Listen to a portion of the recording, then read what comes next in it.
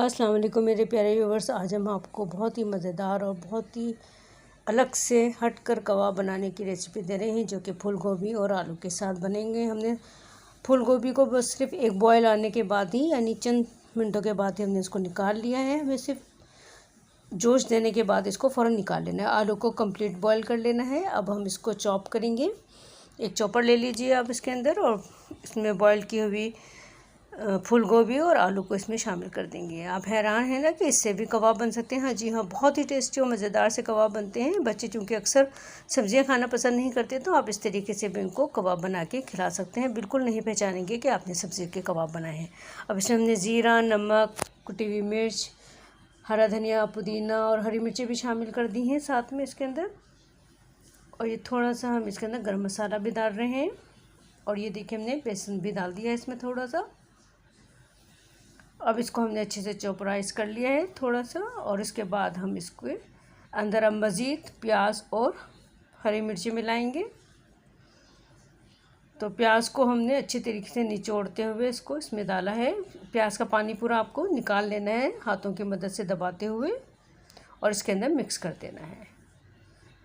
बहुत ही टेस्टी और मज़ेदार सी रेसिपी तैयार होती है। बिल्कुल पता नहीं चलता है कि हमने यहाँ पर फूल गोभी और आलू को मिक्स करके कबाब बनाए हैं। आप जब पेश करेंगे सबके सामने तो सब हैरान रह जाएंगे कि इस तरीके से भी मज़ेदार कबाब बन सकते हैं घर पर।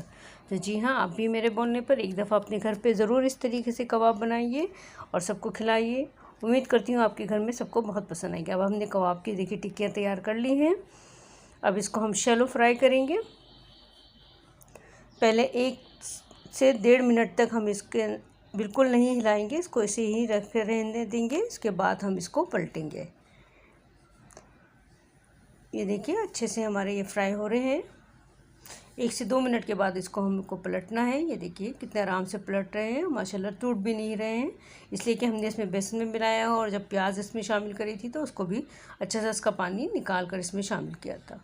ये देखिए कितना अच्छा कबाबों का कलर आया है माशाल्लाह से। आप इसको केचप के साथ और हरी चटनी के साथ, दही के साथ, रायते के साथ, किसी के साथ भी आप इसको खा सकते हैं। बहुत ही टेस्टी और मज़ेदार लगेंगे। अब मैं आपको इसको तोड़ के भी आपको बताऊंगी कि देखिए कितना अच्छा टेक्सचर आया है, बिल्कुल प्यारा सा।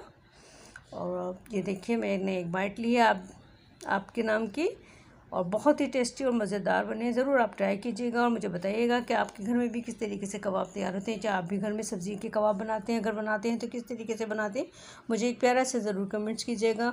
अगर आपको ये मेरी मेहनत और कोशिश अच्छी लग रही है तो प्लीज़ लाइक और शेयर कीजिएगा अपनी फैमिली फ्रेंड्स में मेरी ये रेसिपी को, और ज़रूर सब्सक्राइब करते हुए चले जाइएगा। मेरी वीडियो को ज़रूर फुल वॉच कीजिएगा। आपको एक एक चीज़ें बड़े आराम से मैं बिल्कुल तसल्ली के साथ बताती हूँ, ताकि कोई भी चीज़ मिस ना हो।